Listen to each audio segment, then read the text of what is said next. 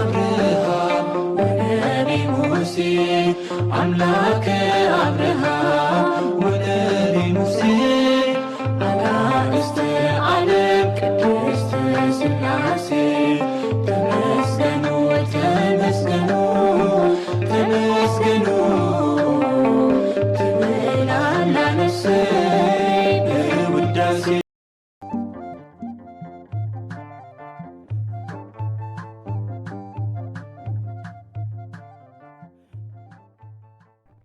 በስመ ሥላሴ በስመ አብ ወወልድ ወመንፈስ ቅዱስ አሐዱ አምላክ አሜን። ሰላም እግዚአብሔር አምላኽ ምስ ኩላትኩም ይኹን። ስድራ እግዚአብሔር አምላኽ ከመይ ሓዲርኩም? ኣነ እግዚአብሔር ይመስገን። ክብሪ ይስፋሕ መድኃኔዓለም ገንቦይ ልዑል እግዚአብሔር አምላኽና ክሳብ ሰዓት እዚኣ ብጸጋን ብጥዕናን ስለ ዝዓቀበናን ዘጽንሐናን ክብርን ምስጋናን ኣምልኮን ውዳሴን ንዘለዓለም ንዕ ይኹኖ። ከምኡውን ነታርህርት ህሊና ቅድስተ ቅዱሳን ንጽሕተ ንጽሓን ወላዲት አምላኽ ወላዲት ቃል ዝኾነት ቅድስቲ ኪዳነ ምሕረት ኣደይ ቅዱስ ወዳ ብዝሃባ ክብርን ምስጋናን ውዳሴን ይብጽሓያ።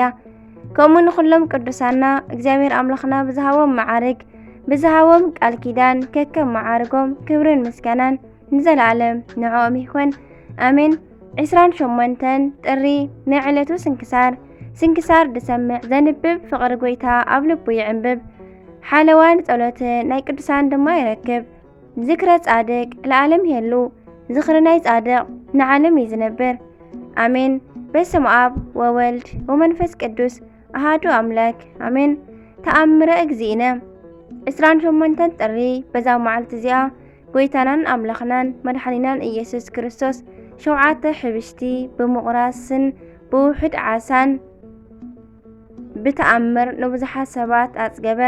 ይቕረታኡን ምሕረቱን ምሳና ይሃሉ ንዘለዓለም ዓለም አሜን። ከምኡውን ናይ ኣቦታትና ናይ አብርሃም ናይ ይስሐቅን ናይ ያዕቆብን ናይ 3 ደቂቅን ናይ ታቤላን መዘከርታኦም እዩ። በረኸቶም ድማ ምሳና ይኹን ንዘለዓለም ዓለም አሜን። አርኬ ድማ ከምዚ ይብል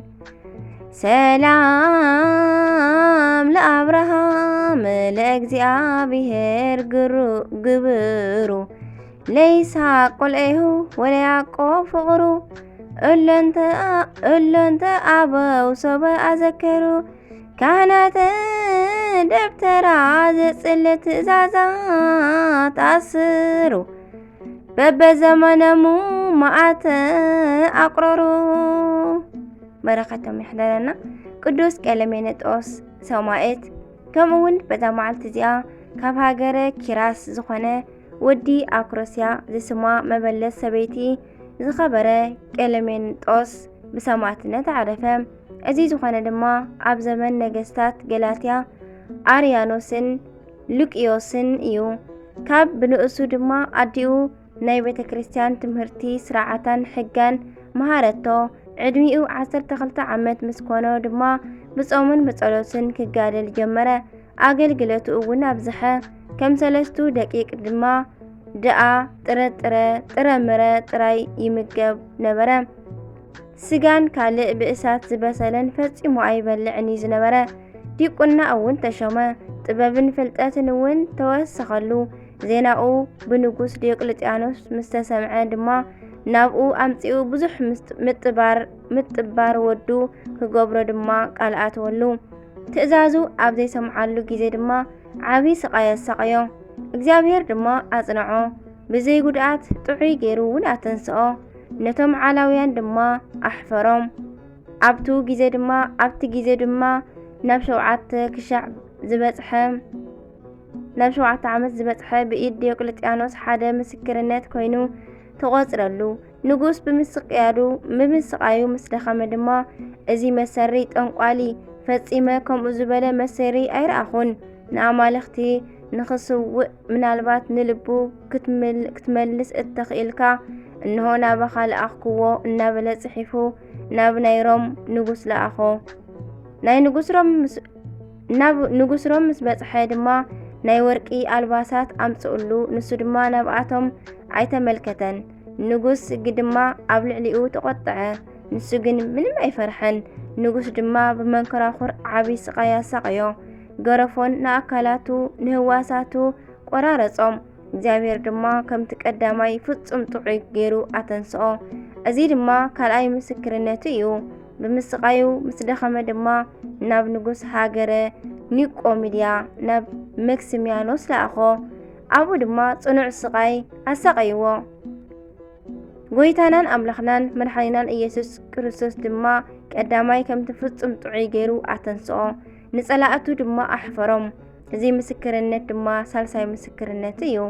ድሕሪ እዚ ድማ ናብታ ዝዓበየላ ከተማ ናብ ኪራስ መለስዎ እሞ ኣብኡ ድማ ኣሰቃይዎ። ጎይታናን ኣምላኽናን መድሓኒናን ኢየሱስ ክርስቶስ ድማ ፍጹም ጥዑይ ገይሩ ኣተንስኦ። እዚ ምስክርነት ድማ ራብዓይ ምስክርነት እዩ። ዳግም ድማ ናብ መክስሚያኖስ መለስዎ። ኣብኡ ድማ ንቅዱስ ከልከላዎስን ካልኦት ሰማዕታትን ረኸቦም እሞ ነንባዕሎም ድማ ተጸናንዑ። ንቅዱስ ቀለሜንጦስ ግን ጽኑዕ ስቃይ ኣሰቃይዎ። ጎይታና ድማ ከምቲ ቀዳማይ ኣሕወዮ። እዚ ምስክርነት ድማ ሓምሻይ ምስክርነት እዩ። ብድሕሪ እዚ ድማ ናብ መኮንን ልቅዮስ ወሰድዎ። ኣብኡ ድማ ኣሰቃይዎ። ጎይታና ድማ ኣሕወዮ። እዚ ምስክርነት ድማ ሻድሻይ ምስክርነት እዩ። ኣብ ሸውዓይ ምስክርነቱ ድማ ብዙሕ ግዜ ኣሰቃይዎ። ንርእሱ ብሰይፊ ቆረጽዎ።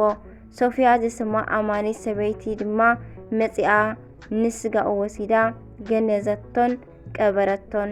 ንእግዚአብሔር ኣምላኽና ምስጋና ይኹኖ። ንዓና እውን ብጸሎቱ ይምሓረና። በረኸቶም እውን ምስ ኩላትና ተሃሉ ንዘለዓለም ዓለም ኣሜን። አርኬ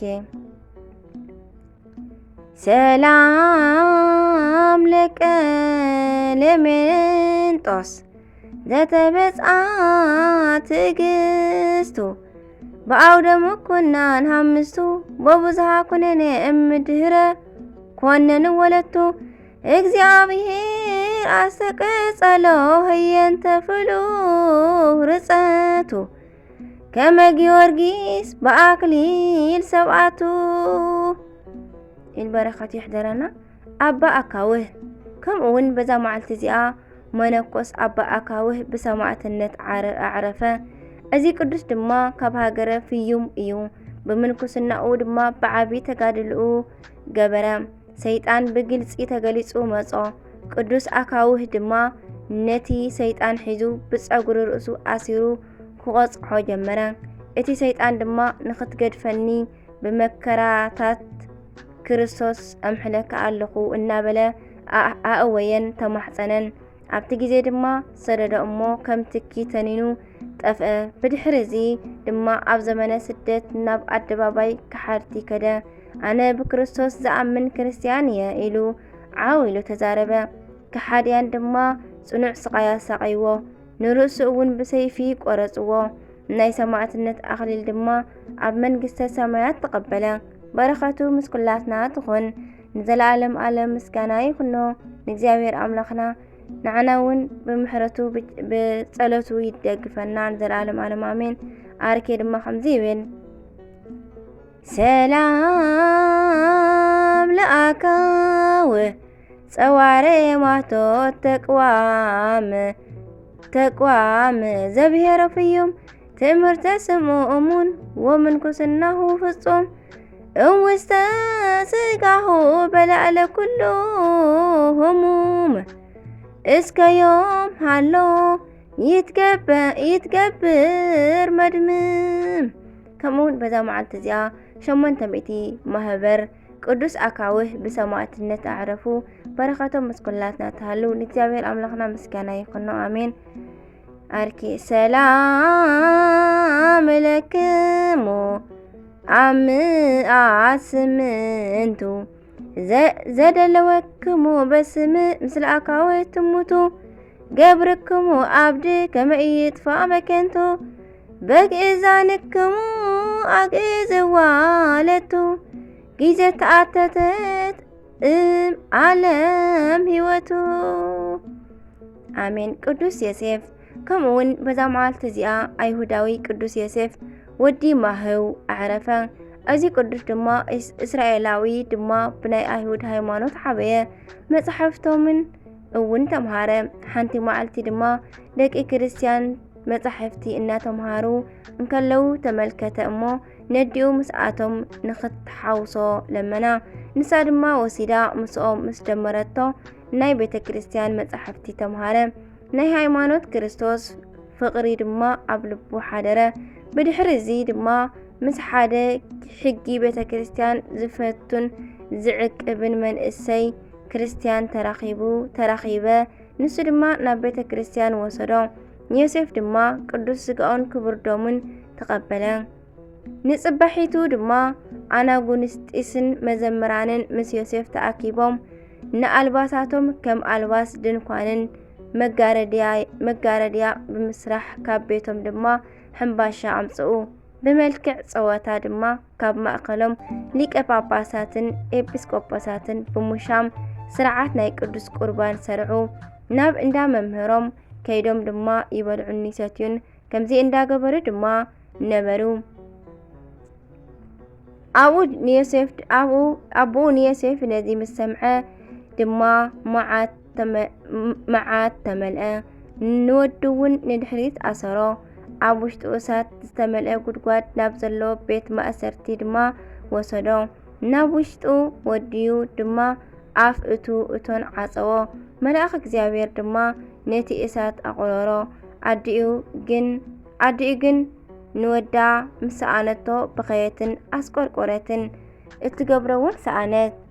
ድሕሪ 7 መዓልታት ድማ ብጾቱ ዮሴፍ ናብ እሳት ከም ዝተደርበየ ወሪኡ ሰሚዖም ዓዊሎም እናበኸዩን ስሙ እናጸውዑን መጹ። ዮሴፍ ድማ ኣብ ውሽጢ ኮይኑ ብኣዶ ጎይታይ ኢየሱስ ክርስቶስ ብእንበይተይ ማርያም ረድኤት ኣነ ብህይወት ኣለኹ እየ እሞ ኣሕዋተየ ኣይትብከዩ፣ እምበይተይ ወላዲተ ኣምላክ ካብዚ እቶን እሳት ብልብሳ ሸፊና ኣድሒናትኒ እያ ኢሉ መለሰሎም። ንሳቶም ድማ ነዚ ሰሚዖም ንሊቀ ጳጳሳት ነገርዎ። ንሱ ድማ ሽዑ ንሽዑ ተንሲኡ ምስ ካህናት ወንጌልን መስቀልን ማዕጠንትን ሒዞም ከዱ። ኣብቲ እቶን እሳት ምስ በጽሑ ከዓ ጸሎት ገይሮም ንዮሴፍ ካብ መእሰሪኡ ተፈቲሖም ኣውፂኦም። ኣቡኡ መህው ድማ ሰሚዑ መጺኡ ኣብ ትሕቲ እግሪ እቲ ሊቀ ጳጳሳት ወዲቑ ብስም ጎይታይን ኣምላኸይን መድሓኒነይን ኢየሱስ ክርስቶስ ኣመነ። ጥምቀት ክርስትና ንኸጥምቆ ድማ ለመኖ። ምስ ኩሎም ቤተሰቡ ድማ ኣጥምቆ። ዮሴፍ ግን ብገድሊ ተጸምደ። ኣብ ውሽጢ በዓቲ ኮይኑ እናጸለየን በብ7 መዓልቲ እንዳጾመን ን28 ዓመታት ዝኣክል ነበረ። ብድሕሪ እዚ ድማ ዕረፍቱ